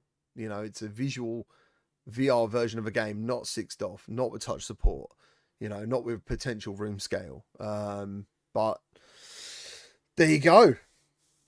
Fucking just sounds like we just want VR regardless. Yeah, I'm not going to use that term. I'm never going to call a game a hybrid. I don't think I want to either. I've never really used it until like this week, where it come up where people were like, I didn't get this, I didn't get that, but I really wanted more hybrid titles. And I'm like, what do you mean? Where is hybrid coming from? What is hybrid? I mean, I think we're missing the forest for the trees here. The reason why people were so excited about hybrid games and hybrid games coming to PlayStation VR 2 has nothing to do really with that kind of interchangeability between flat and VR. The reason people were so excited about it is because it's a way for developers to profit off of making VR games by bringing big IPs into VR without upsetting the traditional gamers out there. Yeah. And I think that's what people are more disappointed about than anything. They really could care less if these games could actually be played in traditional manner. But I think the thing that everyone wants is we want God of War, we want Returnal, we want these IPs in VR, these big budget games. And for most people who think about it from a business perspective, that's really the only way that makes sense for Sony to make these games right now, when you're talking about so few headsets out there, is by kind of adding that development on top of the already existing cycle for a traditional game. Yeah. I think we might see more of those games soon. Oh, not soon. I think with the PlayStation 5 Pro, because I was thinking about it the other day in a game like Returnal. Like, it's a beautiful, amazing game. You need that fast FPS. I mean, to run that in VR, you gotta render it twice, don't you? Is that how it works? Render Well, each eye. There are new methods of optimization being developed all the time that kind of make that a little easier to get away with. But yeah, you're right. Yeah. So yeah, I don't think the current PlayStation 5 would meet Sony standards for bringing a lot of those games into VR. So maybe with the PS 5 Pro, we'll see some of those God of Wars and Last of Us be able to be experienced in a third person, locked camera view with a amazing controller, by the way, because I haven't got those vibes from the PlayStation VR 2 controllers. The trigger haptics are okay, but playing with the actual DualSense controller is like 10 times better, in my opinion, than playing with the PSVR 2. Yeah, I love the feel, the rumbles of the regular PlayStation 5 controller is so much better, in my opinion, than the PSVR 2. It must be a battery issue or something. I don't know. No, They can't. Mate, everyone's different. You might be. Yeah. No, I think some of that has to do with the fact that the DualSense has more weight to it than the individual Sense controllers are a lot lighter. And It is a heavy controller, dude. It is a heavy controller. Definitely. And of course the titles themselves, more big budget first party stuff that from studios that really know how to fully utilize these controllers. So yeah, I get the sentiment though. I kind of agree. Yeah, there was so many wants for that showcase, and yeah, I think I don't think anyone came away going, woo. That was amazing. Again though, and I hate that it comes off this way, because there were so many things to be excited about. Yeah. I mean, not only Resident Evil 4, which looks amazing, it looks like it's going to be just as good as Village or better, but I'm excited for Synapse, which I was already excited for. And the big shocker, the big surprise out of the whole thing for me was Arizona Sunshine 2, Yeah. which I was a big fan of the original Arizona Sunshine. I love that game. And to get a next gen version of that, I never thought that would happen. I gave up hope when After the Fall came out that we'd ever see a sequel to Arizona Sunshine. But here it is, and it's coming this year. I mean, that was the OG zombie game that put VR on the map. That was the one that went viral. That was the one that everyone knew about. Yeah. As you said, with the release of whatever After the Fall, you kind of felt like, hold on a minute, this is what that was going to be, because it's a kind of a similar game, because a no-brainer move would have been Arizona. So yeah, if Skivo were here right now, he would be telling you that Arizona Sunshine is by far the #1 location-based VR game. It's amazing. You must have played it. You must have played it, obviously. I have played it, but not just in terms of like how good it is, like in terms of like playtime and sales. Like, it destroys Beat Saber, it destroys Job Sim or whatever, like everything. Yeah, Arizona Sunshine's #1. It's so much fun, dude, as well, like in co-op still. That's exactly what I was going to say. Not only is this the OG VR zombie shooter, this is the OG co-op campaign in VR. This was the first time you were able to take a friend through the entire story campaign with you, and I think that's the reason why I have so many hours in it. Like, I take everyone into that game, Yeah. Yep. Apex says all they did was show a cinematic trailer, though. Yeah, I agree. I'm not sure why it was only cinematic. It was quite interesting to see some people think it was gameplay. I don't know why they thought it was gameplay. It's very clearly cinematic. But I mean, they said it was coming out this year, so that's what I just think to myself. Going back full circle, I guess, to the beginning bit, is that don't be disappointed till the year's out, because I think by the time you get to the end of the year, you won't be disappointed. Do you know what I'm saying? I think you're going to be. I think good stuff's going to happen. I agree. Yeah. I agree totally. And again, like, don't mistake my disappointment for a lack of faith. I still have complete faith that Sony is going to support this headset and this platform in the mid to long term future. It just makes me question my own like ability to speculate on these things, because I was so sure. It just made so much sense to me from a marketing perspective for them to have something here now. So yeah, I mean, the next logical thing is that they're going to want to really push the platform around the holiday season to compete with Quest 3. That makes perfect sense to me. But again, so did them showing something this week. So who knows? Who knows what they're going to do? Exactly that. Exactly that. What are you guys all excited for with, if you are at all, actually, the Metagaming Showcase? Like, what are you hoping is going to happen or see, for example?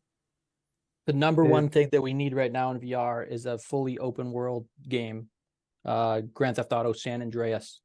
Whole world that you can explore, just be immersed, walk around, just rob people, go on random missions, loot. Like, that's what VR is about. Like Alex said earlier about Skyrim. Like, you just want to be in that world. And a lot of the VR games too, they're so short and they're so, you play through them once. San Andreas, you could just go around it and just chill and just do random stuff. I'm a little nervous to see what it's going to look like and being able to run on. But maybe they make all the assets from scratch and they're super well optimized, and it's not just going to be like a generic port. But yeah, that's it for me for sure. San Andreas, maybe a multiplayer mode too. Throw it in there, deathmatch, all kinds of stuff. I mean, they could just do so much, and they would sell the system for sure. I think like Resident Evil 4 proved that a game can still retain its original art style and look fantastic in VR. And that has always, as soon as I kind of saw Resident Evil 4, I kind of thought GTA could happen. San Andreas, it could happen. And, it kind of looked the same, but better.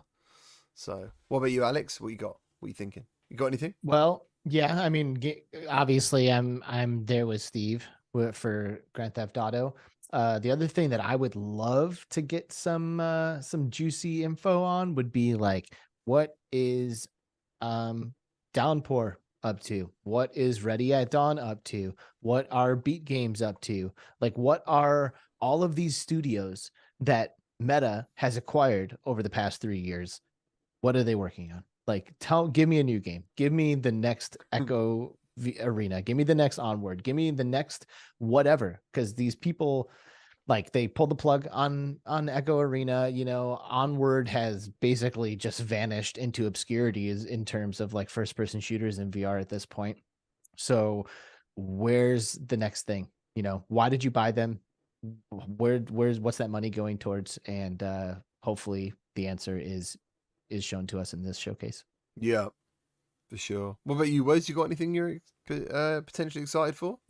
Yeah, I'm very excited for this event. I mean, for many reasons. First of all, I mean, when you take into account the trailer premieres at the beginning and the dev talks at the end, this was likely going to be an hour or longer all in as well, which tells me that they have a lot that they want to show.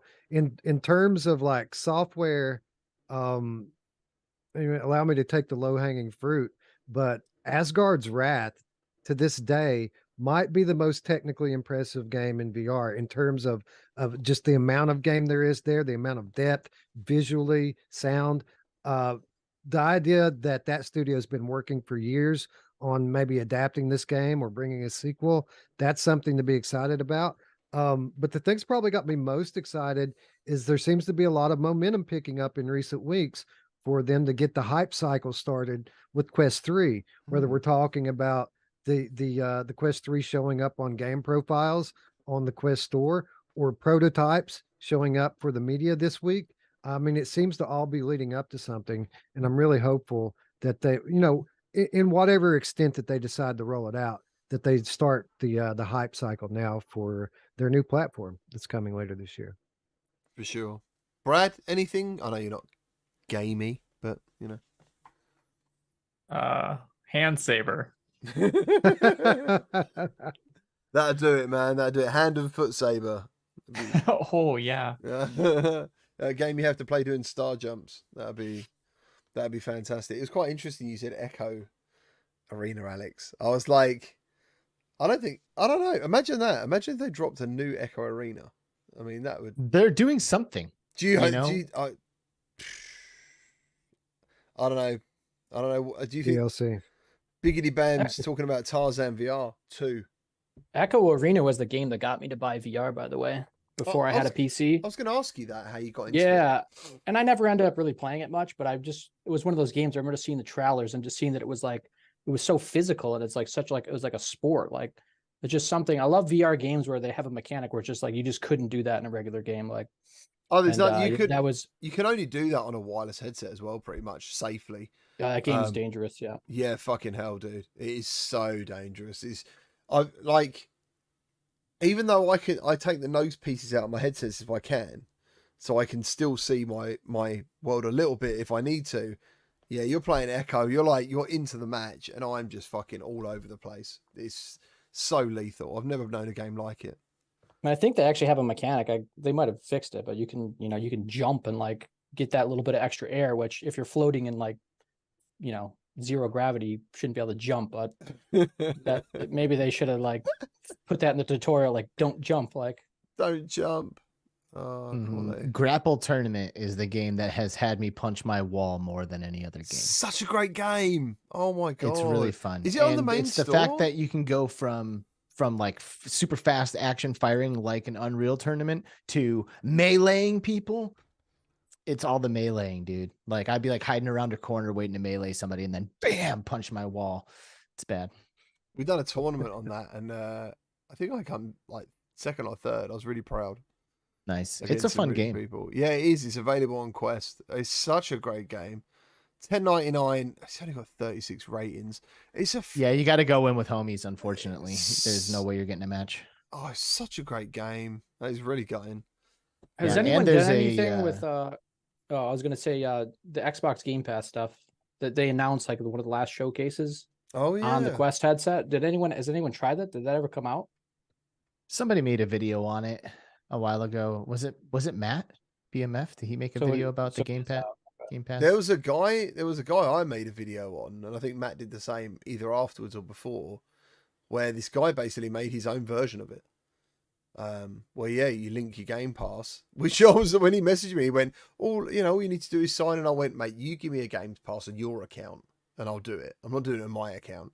And yeah, he gave me his account details. I logged in, and I was playing Xbox games in my Quest. And I was just like, this is fucking cool. Yeah, it was really cool. But yeah, I don't know, man. Like, there's that bit of me that I still like chilling on the couch playing games. There's still a lot to be said for relaxing. VR is an event, Totally. Yeah. Totally. I've become like I'm like a majority flat screen gamer these days than compared to VR. Like, of course I still love VR and I still play VR games, but and just like my day-to-day life, it's like so much easier to like just jump into a couple of rounds of Rocket League, or right now, of course, I'm addicted to Zelda. So I've been playing a ton of Zelda, but yeah, I completely agree. And that's why I would love to see more like Astrobot style VR games, something that is relaxing and approachable, and you don't feel like you're gearing up for war every time you put the headset on, which is great. But I like to relax and play games too, Yeah. What have you been playing recently, Wes? What have you been doing recently? Apart from you've been working quite a bit, haven't you? I think. Yeah, well, I mean, yeah, but I mean, we get in our gaming when we can. I did High on Life VR mod most recently. Played that for about 4 hours, almost on. Oh, on I saw. Yeah. High on Life. Yeah, I saw that. Yeah, it was good, man. It was fun. It took a little while to get it tweaked in so that everything looks good. But after about 15 minutes of tweaking, it looked great, man. I mean, it was super crisp and clear and detailed, even in my old Rift S headset. So when we talk about, Sony potentially hybridizing games on PS5. I have a lot of faith that they could do something like that if they wanted to, because of just how much headway people like Prey Dog and Luke Ross have made just modding these games in themselves. Yeah. I did some Cosmodread last week as well, the PSVR version of that, and I forgot how much I enjoyed that game. It's really well done, dark, really great audio design, and a fun gameplay loop that has you always wanting to get one more run in. I think that's mainly what I've played over the last week. I But fucking yeah, love. I good love times. Cosmodread. Like, it was quite amusing how I think some people were so like, what are the graphics like? What are the graphics like? And that game isn't really about graphics. No. It's a really cool gameplay loop. Yeah, I love it. I think, and do you know the weird thing is, like, there isn't a content creator I know who doesn't enjoy it. You know, when you talk to them, they're like, Cosmodread, fucking love that. Do you know what I mean? It's not expensive. It's an indie title. I think it's made by one guy or two guys or Yeah, something. it is. Yeah. And it's stellar. You know, you've got to accept certain bits. I remember, I think I played it on Steam, and then I played it on Quest, and the Quest version kind of looked like the guys are in the suits, like you're on the set of a fucking 90s Star Trek episode. You know what I mean? A little bit, but yeah, I absolutely love Cosmodread, and I highly hope, regardless of what platform, that you pick that game up, because it's just really good fun, and it's got a great atmosphere. Yeah, I mean, it's really awesome. And it's just $15 too, which still blows my mind because it's such a high quality title. Um, and for what it's worth, while the PlayStation version doesn't have a bunch of like upgrades and stuff like a lot of these Quest ports do, and there are some like the headset haptics is pretty Yeah, cool yeah, in Cosmodread. Really, just playing a really dark game like that behind an OLED panel makes a world of difference for me because I remember playing on Quest. It was so hard to make out a lot of what was in the room with you before because it's such a dark game. But in that OLED, there are degrees of black, and that really made a big difference for me playing it. yeah. I like budget cuts. Oh my god, what the hell was that? That was awful. I haven't done that one yet. I just got the key for it, but I haven't tried it out yet. It was weird. I went on Twitter and I was just like, this game should have stayed back in whenever. You know, I enjoyed it back in the day, and I think I was trying it. Someone said to me like, "What did you expect?" And I then questioned myself as normal. I'm like, yeah, what did I expect? Why did I go in there and go, there's nothing here new for me. I'm not going to bother. I think it was the ultimate. I think I then looked back on like the announcement of it, and I kind of thought in some way, not only is it going to be a combination of the games, it was going to be the best version of the games kind of thing. I think that's where I got to in my mind. But yeah, like even starting it up, I was like, well, I'll skip the first one, go straight to the second one. I didn't see an option for that. I was like, I've got to play the first one again. And I was like, I've played the first one like twice now. I didn't want to do that. So I think, yeah, overall, I was just a bit like, because it doesn't, well, anyway. It's just like budget cuts is just a little clunky for me. You know, it's like not like smooth and fluid and I don't know. It's just clunky. I remember I was at Gamescom and they were like, do you want to play budget cuts too early? I was like, hell yeah, I'll do that. And they gave me Vive Wands.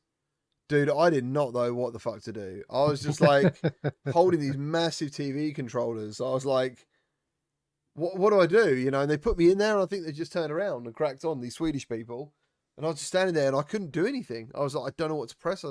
They're so alien. Brad, you must have used those things. The wands, the Vive Wands. He's not even listening now. They probably make good leg trackers. Brad, are you there? Sorry, my monitor keeps going out, and that's what's connected to my speakers. Say again? Oh, no, I was going to say, did you ever use the Vive Wands? Oh, yeah, that's what I used all the time back in the day. Oh, my God, dude. Yeah, they were awful. But how did you manage? I mean, remember, they were pretty much the only mainstream VR 60 UF controller for like at least 6 months. Have you got one? I got a few. Hold up. I've only, do you know, I haven't seen one since, and I think in my mind now I they're actually got two giant. versions here. I have the old version and then the one you know. Fucking hell! Like what the hell, man? called the Mr. Yeah, that's it. Boom. Is that heavy? We're Are up they in there. heavy? Are they just? They are heavy. They're a lot heavier than normal controllers. I remember actually after my OC6 interviews, when I interviewed Jan, the main developer of Beat Saber, I was asking him about like peripherals and like different controllers and like how the experience changes when you're like using a Quest controller versus like a PlayStation Move controller. And he said that his favorite to play with personally was the Vive Wands because it felt more like an actual saber in your hand because of the weight. So I was like, all right, I'll go try that. And I did. And I was getting gassed like halfway through songs trying to rip these things around. Like they are pretty substantial. That's why I love the Move controllers. Honestly, I think I enjoyed Beat Saber on PlayStation more than any other headset because of the Move I enjoyed it a controllers. lot. The Move was nice. The problem was just the tracking was garbage. So you'd Yeah. miss a block because your controller like disappears behind your leg for a second, you know, and What is that's it doing enough to behind kill your you. leg? What are you doing? You're swinging like crazy, bro. You must be like what? Yeah.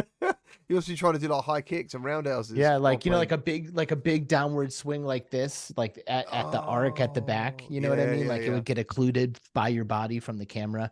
So it's actually kind of funny. When I used to play Beat Saber on PlayStation, I would take off most of my clothes, like, and run the cord of the cable. If I was wearing between your clothes, butt, I would wear between your I butt would wear crack. it through.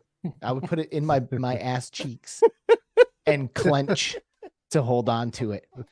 But I did run the cord through my clothes and out the bottom of my shorts to like get the cord out of the way. And I often played in my underwear too. Oh, Alex. Can you even 100% a song on Expert Plus on PlayStation VR 1? It's super hard. Yeah. Did they I release was so happy to Expert go to Plus on Quest. there? Did they, because they knew it might not happen? I don't know. Yeah, I remember when Expert Plus came out. It was insane. I remember the first time I tried that, I was like, okay, this is impossible. And now I can play Expert Plus songs, no problem. But when I first saw it, I was blown away by how much more difficult it was compared to Expert. You've got the chat. You've got the chat thinking about you, Alex. I think. Yeah, you know, I don't blame them. You know, let your imaginations run wild, ladies and gentlemen. Jesus. And there you have it. But yeah, how many days to the meta thing? So like 2 days, 3 days? Yeah, Wednesday, Wednesday. Oh my god. right? Is it Right. Wednesday? No, it's not Wednesday. Is it Wednesday? Is it not? Is it Wednesday or Thursday? I thought think it was might be Wednesday. Thursday. Let's have a look.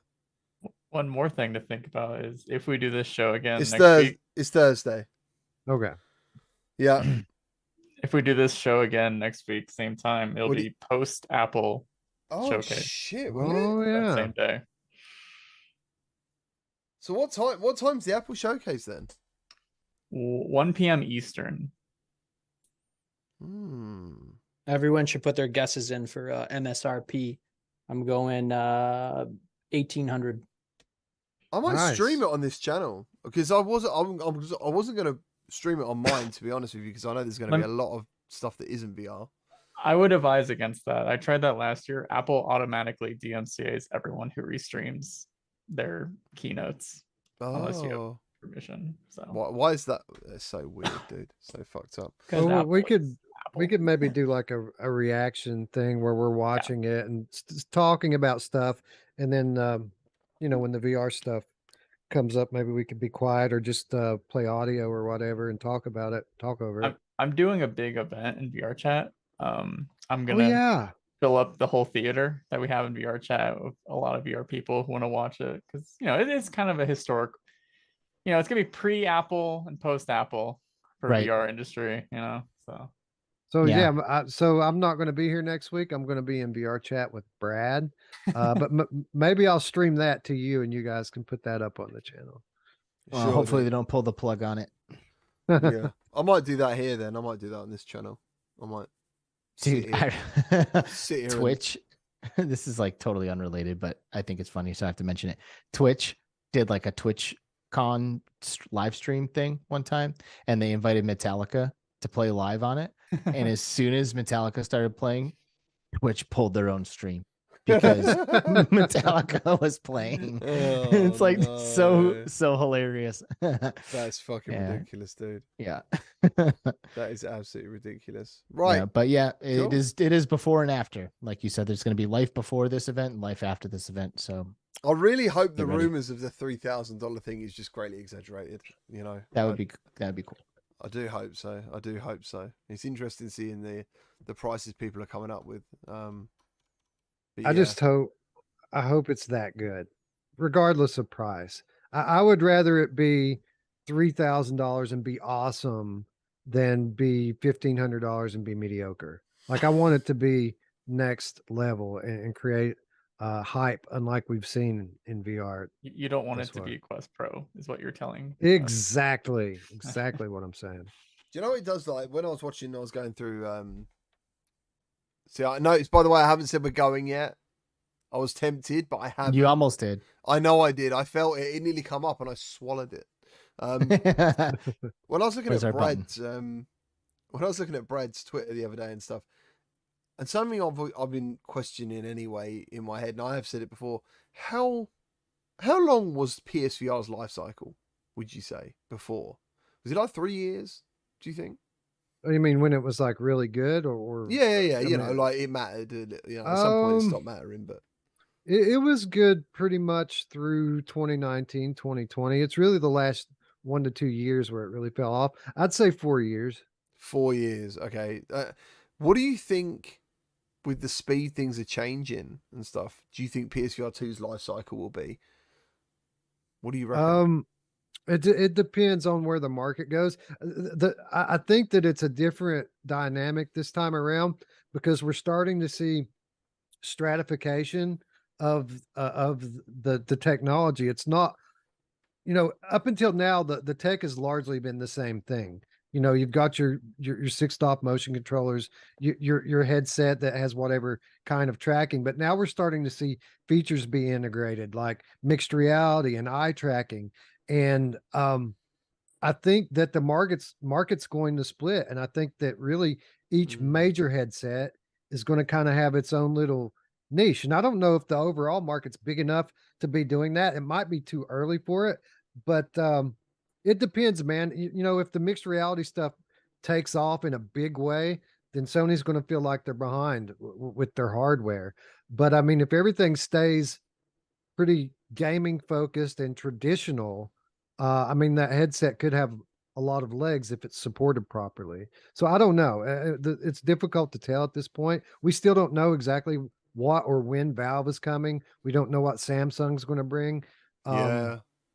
But I think in terms of gaming as a console peripheral, it still has some legs on it because the display's pretty solid, and obviously the controllers and haptic feedback, all that stuff's really good. So yeah, I think if they support it properly, we could still get another 3 or 4 years out of it. But every year that goes by becomes a longer amount of time in VR years, right? So like a year, 2 years from now, we're going to advance more than we have in the last 3. Yeah. If that makes any sense. So let's think So- about, like, at the end of the day, how long is the life cycle of a console now? I mean, Switch is quite an enigma, isn't it? I think that's been around far longer than 7 years. 7 years. I always thought 7 years was the time frame, 5 to 7. Brad's nodding Yeah. as well, which is good.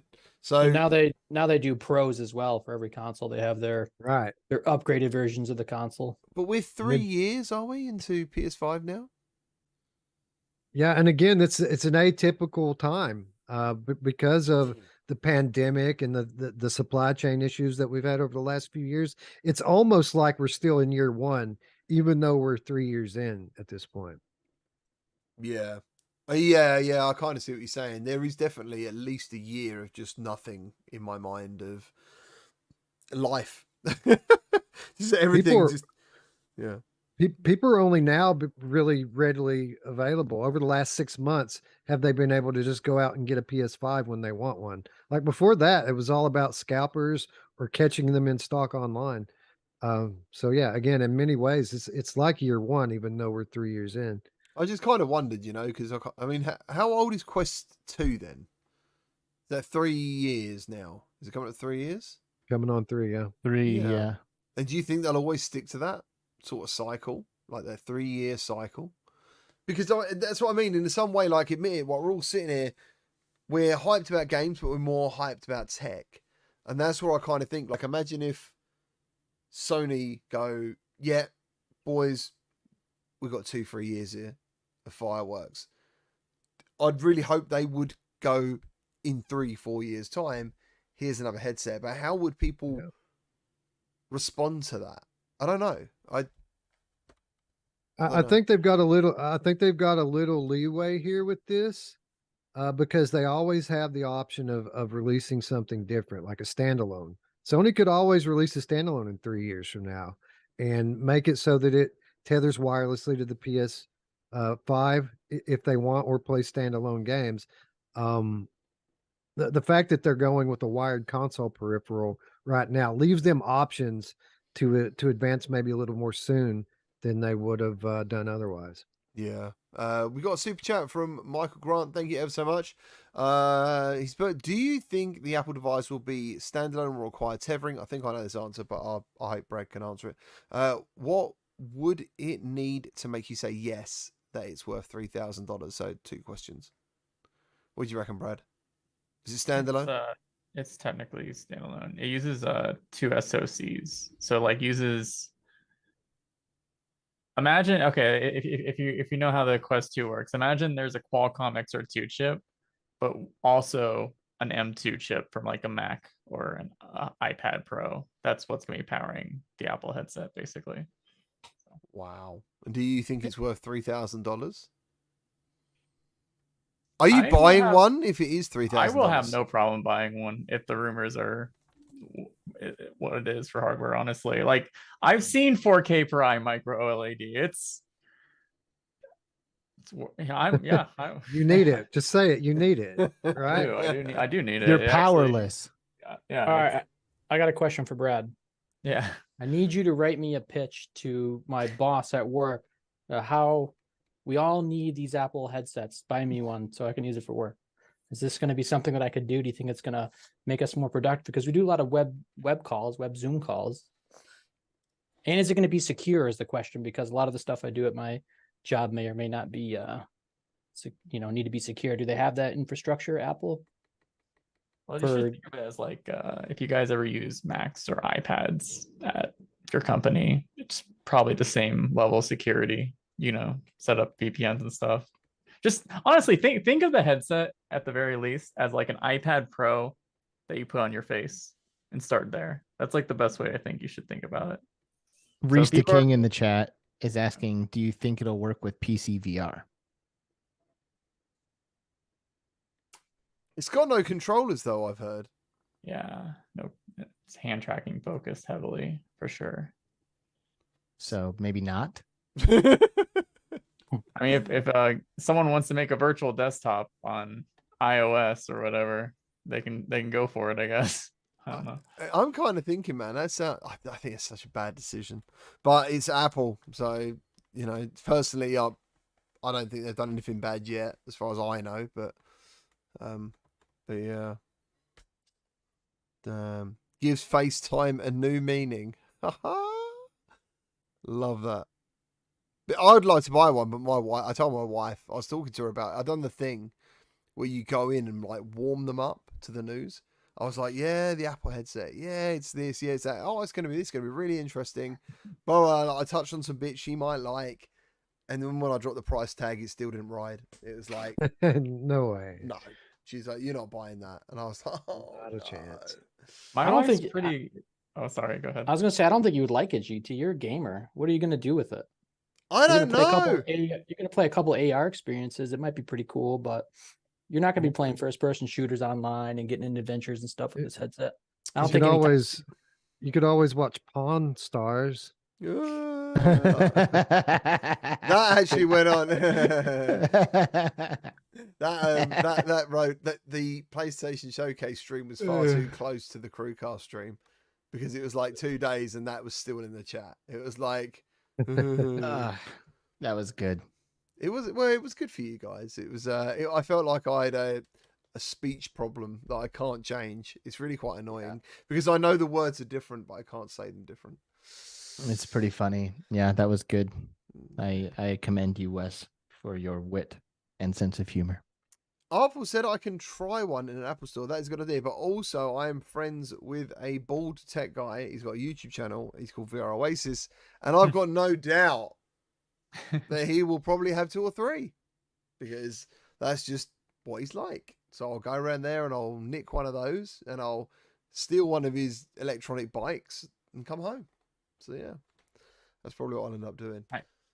I think Immersed Robot kind of expresses my wife's actually pretty excited for this Apple headset announcement, and she's not even like a VR person that much. Like she don't spend any time in VR. She thinks this Apple thing's gonna be something she might want to actually use, just from like she's tried the Beyond. That was like an exciting headset for her. She's like, oh, this is so comfortable. It's got great visuals and stuff. But then she hears all this stuff about Apple. She's like, maybe I'll become a VR person. Actually, yeah, I missed his comment. That's a great comment.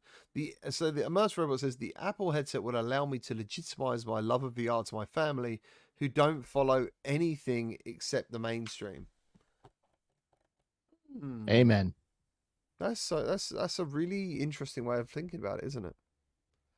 That'd be so cool because it does feel like we're in like a hardcore niche all the time, doesn't it? You know, it's like a oh, it's quite crushing. Just $3,000 to earn the love and respect of your family. For people to go, oh, that's why you've been doing this for worth every penny. A decade. Oh, wait, you didn't waste 10 years of your life. Oh, they'd be like, you could have just not done that and just waited 10 years. Yeah. Yeah, until they hit you up asking you how to do things. How does this work? What does this mean? What the hell's an IPD? That's it. Yeah, it was quite interesting. My uncle, he bought a PSVR 2, my spare one actually, because I needed some money. And and I don't know why, suddenly he got lost in the menus. He was like, I can't get out the game. I'm like, but it's the same menus as a PS5. And he was like, can't do it. I'm stuck in this game. I can't get out the game. So I had to like be on FaceTime with my auntie to like talk him through the process. And I don't know. It was weird. Was he playing Sword Art Online or what? No, he was playing Drums Rock, I think it is. Is it Drums Rock? Drums Rock. Is that right? Have I got it right? That's a game. Sounds right. Yeah. He really enjoyed that, dude. Like he really enjoyed that. I think maybe he'd enjoy Ragnarok more. Ragnarok is awesome. Yeah, I think maybe he'd enjoy it. It's really got some cool music. Yeah, it does. Beat Saber's king, so just tell him to play Beat Saber. You can say that safely this week because Eric isn't here. I know.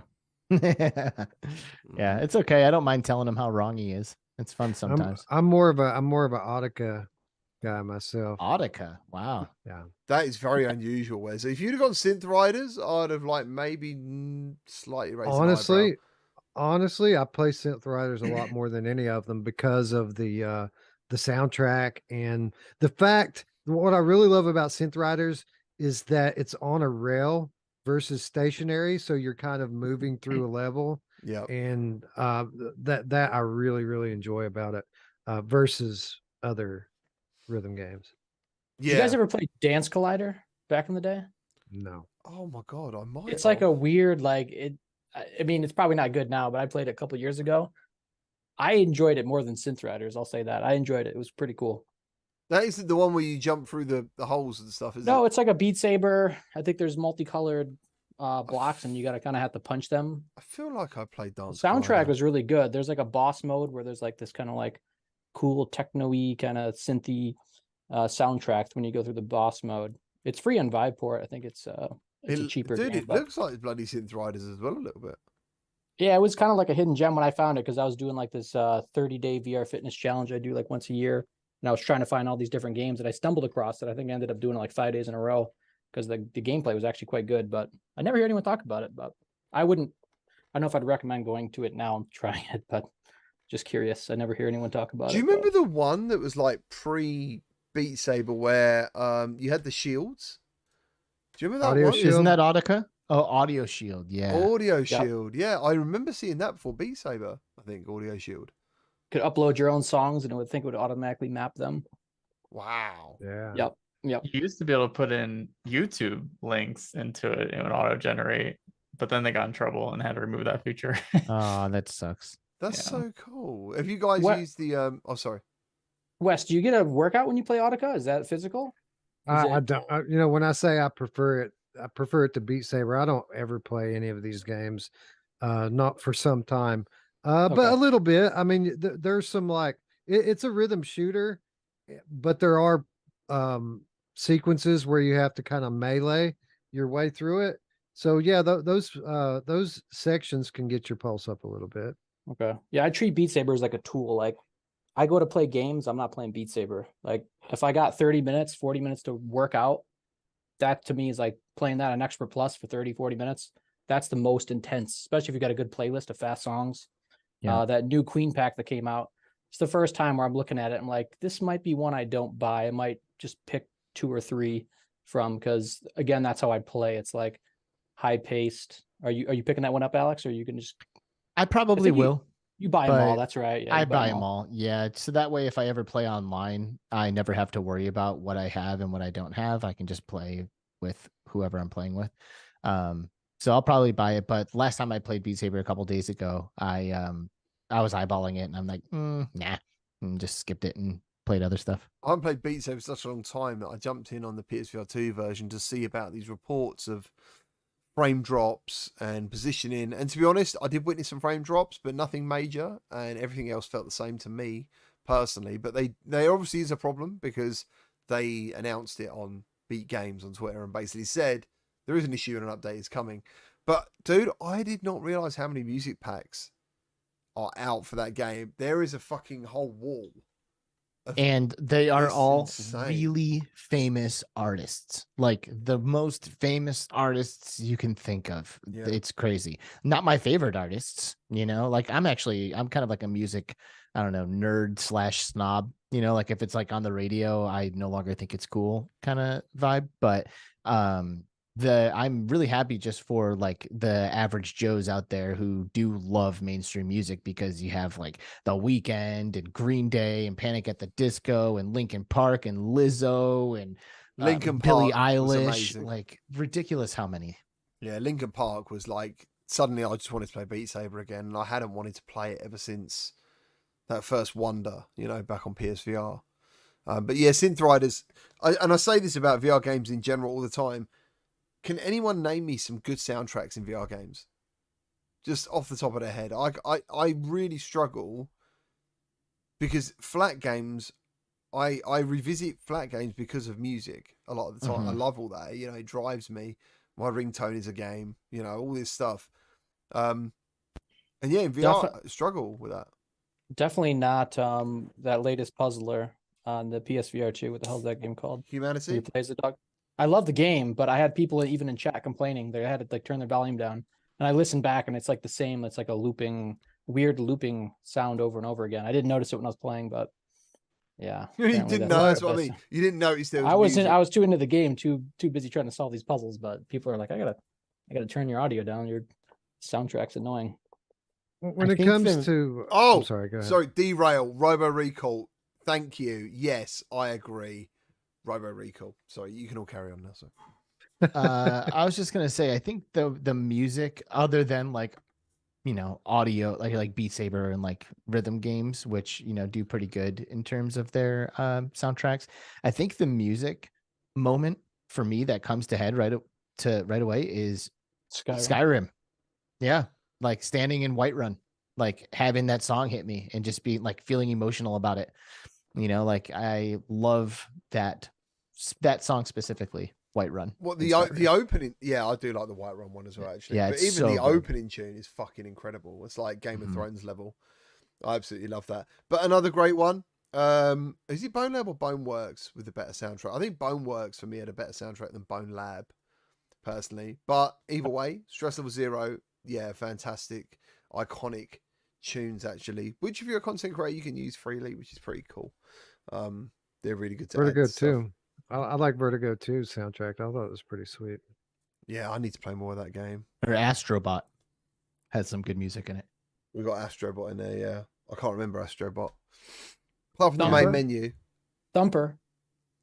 Oh yes, Thumper, I love yeah. Thumper. That's my favorite rhythm game. If we're talking about what my favorite rhythm game, it's Thumper by a mile. Very drum heavy. Thumper's got a real like. I remember the first time I was playing that game, and I think it was a launch title on PSVR, and I was reading a magazine about these launch titles that are coming out, and I saw that game, and it was the price was pretty low, and the wonder of it, and I remember like you're like on a helter skelter slide thing, and you could trick yourself into thinking the world's moving quickly or the bugs flying forward, and I remember like looking, and there's like this sound. Like a strange sound that always goes in the background. And I sort of look behind me and there's nothing, like just an abyss. And it's a little bit like you feel like you're alone in that game. And it's kind of cool. Like it's kind of a good feeling. And on PSVR 2, with that, have you played it on PSVR 2, Wes? Oh yes, It's that's one of the first things I played. Yeah. Like Thumper and Res Infinite, Tetris Effect. These were pretty much the first things I went to, outside of Horizon. Yeah. When PSVR 2 came out, just because I knew that the audio and the haptics was going to make an impact in these games.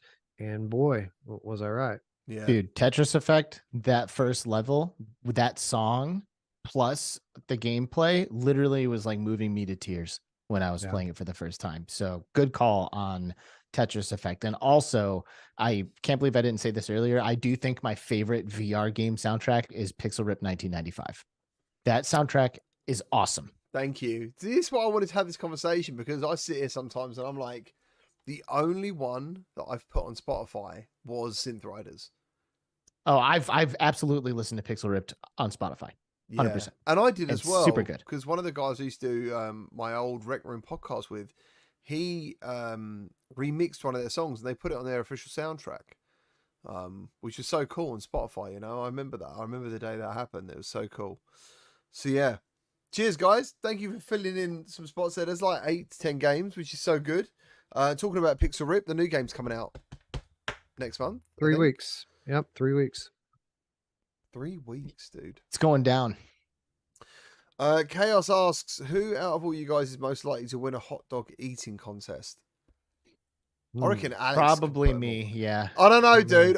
If you spoke, my missus would tell you I probably would, but I wouldn't. I would view you as a notable and worthwhile contender. Competitor. Thank you, sir. Thank absolutely. You. But I've got a feeling Alex is hollow. Dude, I fucking love food. Like it is like that is my favorite thing in the whole universe. I love eating. It's so great. I love it too much. What's your favorite? What's your favorite food? I don't know, man. I kind of just love like if I get like a last meal kind of thing, it would probably be like pizza, chicken fingers with ranch, fucking cheeseburgers. All right, so what like, would you do, like right? If there was a thing, it's either VR or pizza. Like one can stay. And I'd get rid of pizza.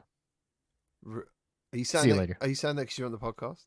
No, I'm serious. Like, I mean, like my wife and There's I other love to like food. go out There's to other restaurants. Yeah, we like to go out to eat and have like legit food, like good dishes and stuff. And like she cooks all the time and she makes a bolognese that's so fucking awesome, stuff like that. So I could easily get by without pizza. I just like, I like to eat the food that I loved as a kid. Still to this day, I probably have some trauma I need to work through or something. Oh no, I'm the same, dude. Like, I mean, if I had one meal, I would probably select a perfectly cooked medium steak. But like, on like, what do I eat? I eat pizza. I eat tacos. I eat cheeseburgers. This is what I eat. That's good shit. Yeah, I love it. Beige food, all beige. What about you, Brad? What's your diet, dude? I bet you're quite interesting. For food? Yeah, food. No, I'm pretty boring when it comes to food, I think, actually. Ramen. You totally eat ramen, right? No, not like the packaged stuff. Only like if I go out to a restaurant. I love. Yeah, I didn't mean the packaged stuff. Yeah. No, I love the that good stuff. No, I think I do eat a lot of pizza. That's for sure. Like pizza's so fucking good. Yeah, like It's so easy. Just Yeah. either you can either microwave it, you can oven bake it, you can order it. Like there's so many ways. It's so they're all easy. Yeah, but you know, I'm like in my 30s now, like Yeah. in my 30s, and like I just can't eat that kind of stuff like I used to. Like Yeah, I'm probably lactose intolerant. So if I ever eat anything with cheese in it, I'm like fucking gobbling digestive enzymes just to like hope that it like softens the blow. You know, it's rough, man. It's rough out there for us 36-year-olds. I'm 45 almost. Are and you, I- Wes? and I eat pizza almost every other day. You look Like, I eat amazing. a lot. Is that the seed? Thank Do you you. rub it on your face first? Like the grease? Yeah, Good. actually, I wasn't going to say that, but now that you mention it, pepperoni oil. Is it? I bet you have like dogs running up you at the street, like trying to lick you. Yeah, Tasty guy. I thought they just liked me, but now that you mention it, it makes a lot of sense. Man, you look insane for 45. That's really good, man. That's really Well, good. thank you. Thank you. Thank you. So yeah, just while we're doing the two comparison things, or like get rid of one, bears or chairs. Now take your time. It's a big question. Bears or chairs? Before we wrap up the show, What the What does that mean? what is that? I'm just saying, don't- what would you choose, bears or chairs? We don't know what you mean. Well, you don't know what a bear is or a chair? Well, Okay. So we have, I have we I have have to get like rid of one. I have Yeah. like Is 10 that chairs in my house. If I had 10 bears in my house, I would be in I'd be in a rough shape. So I feel like chairs is the easy I answer. reckon I here. could take a bear. I'd have a go. I think if I had You're some. you are dead, bro. A You are so cub? dead. A cub. Oh, so what? I'd pay to watch it you, for what it's you're worth. going for bears, yeah? Obviously, you're gonna fuck off all the bears. They've done nothing wrong, but you're gonna get rid of them all because you want your I would chairs. probably because you just want to get rid sit of them down. anyway. How lazy? Even Yeah, you're gonna Even if it stand wa- and do this fucking show? even if it had nothing to do with chairs, if somebody came up to me right now and said, "Do you want to get rid of all the bears?" I'd think about it. I might get rid of them. They're vicious man eaters. Got to go Bears. Oh, Brad. What about Steve you, is man? going with bears. No one asked me what my favorite food was. What is your favorite? Bear. Well, Is I it thought it's bear? burgers. To be It's last name. bears. It's totally bears. Yeah. I can't do it. We don't have the button. Oh, Oh. do you know? Who else, do you know who else hey. likes bears? No, it's Oh. his favorite food. Oh, yeah. Sorry. What's your favorite food, Steve? Have you got? What is it? What is your favorite food? You guys all said pizza, so no, sushi's pretty good. We actually have Love a place sushi. in New York called Wegmans. It makes like the best subs. They're on an everything roll with Ooh. spicy ham, capicola, lettuce, tomato, Yes. onion, mayonnaise, Mm. oil.